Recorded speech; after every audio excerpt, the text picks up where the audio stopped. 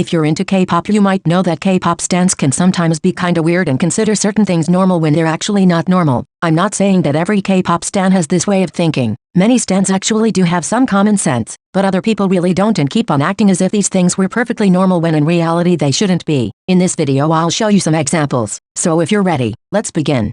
Calling it a dating scandal. As K-pop stans, we are just so used to calling them dating scandals that we don't even realize how stupid and wrong it is to labeling relationships as scandals. I could understand calling them dating scandals if the relationship was extremely scandalous, maybe because it involves someone cheating or other things like that. But most relationships between K-pop idols are perfectly normal, and calling them scandals just feels so stupid to me. But then again, I get why it happens. Dating in K-pop is not normalized at all, so it always kinda feels like a scandal when it happens, as if it was something shocking, because let's be honest, it is kinda shocking in the K-pop world since dating is some kind of taboo. Anyway, I just hate it when relationships are called dating scandals. It just doesn't feel right. Thinking it's okay to sexualize male idols. Sexualizing anyone regardless of age and gender is wrong, but if female idols are sexualized, everyone instantly defends them and calls out the sexualization they receive. But if male idols get sexualized, nobody sees the problem. It's almost as if it was okay to sexualize men. This doesn't only happen in K-pop though. If someone was to make an inappropriate comment about a woman, it would be considered wrong and gross, as it should. However, if someone makes an inappropriate comment towards a man, then it's not that big of a deal. This whole mindset is just awfully disgusting, but it unfortunately seems to be deeply rooted in people's minds, and it doesn't seem like it's gonna change anytime soon.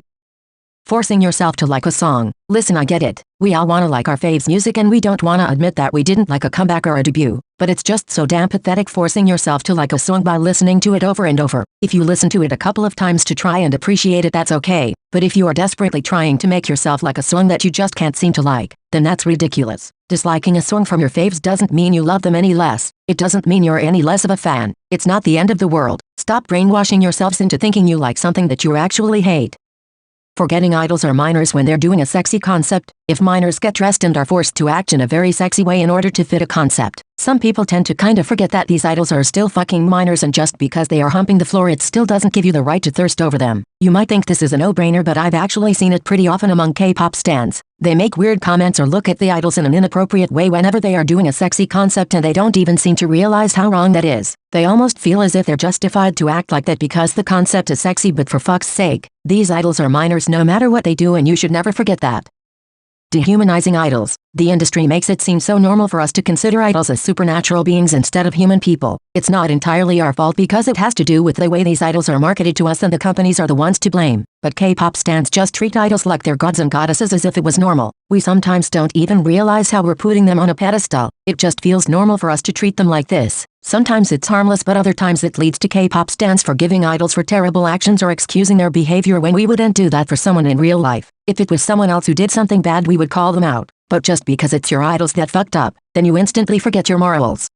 Shipping idols romantically. Whether it is idols from the same group or from different groups, shipping idols romantically is something that shouldn't be as normal as it is and shouldn't be done. I'm not saying that you are not allowed to think two idols are crushing on each other, but I'm just saying you shouldn't obsess over every single one of their interactions and compile supposed proof of them being in a relationship and things like that. Most of the time these idols are just being friendly with each other and there's absolutely nothing going on. But even if there was, it still wouldn't be any of your business. You can think whatever you want. If you think two idols like each other, then that's fine. But don't be delusional and act as if two people were dating just because they locked eyes for a split second.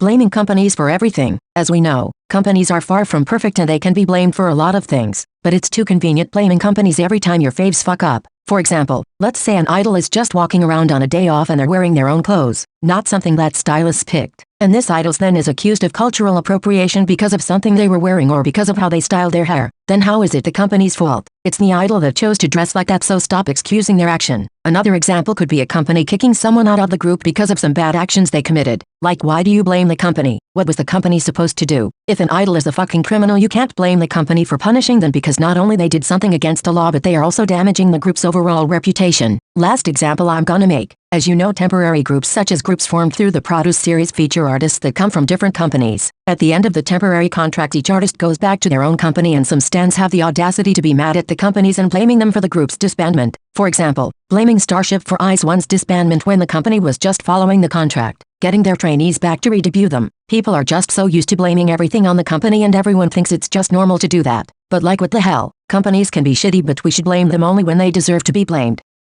thinking idols are old at 30. Ageism is so common among K-pop stans, mainly because a huge amount of K-pop stans are very young, but I just find it so crazy how so many people just commonly consider idols who are 30 as old hags who should be in a retirement home. This mostly happens to female idols because if male idols are in their 30s nobody thinks it's weird, because it is in fact normal, but God forbid a female idol is in her 30s. She will instantly be called a grandma and treated as if she was actually 90 years old. It is just so common for K-pop stans to make these kind of comments and it is just always surreal to me. Taking streaming extremely seriously. I myself stream for my alt groups and I do it often, but oh my god, some stans put streaming before anything else, even before their own well-being, and a lot of people don't see the problem with it. They actually expect other stans to do the same and have the audacity of calling them fake fans if they don't do it. The amount of people that take streaming too seriously is very big and most stans just think it's normal, but it really shouldn't be. We all want to support our faves, but trust me, you can support them even without losing sleep because of constant streaming. It doesn't matter how many K-pop stans think streaming like crazy is completely normal. It is not. Okay, we have reached the end of the video. These were some examples of things that K-pop stans consider normal but shouldn't be. Let me know what you think in the comments and don't forget to give this video a like if you enjoyed. Please subscribe to my channel if you want to see more content like this. Thanks again for watching. Bye.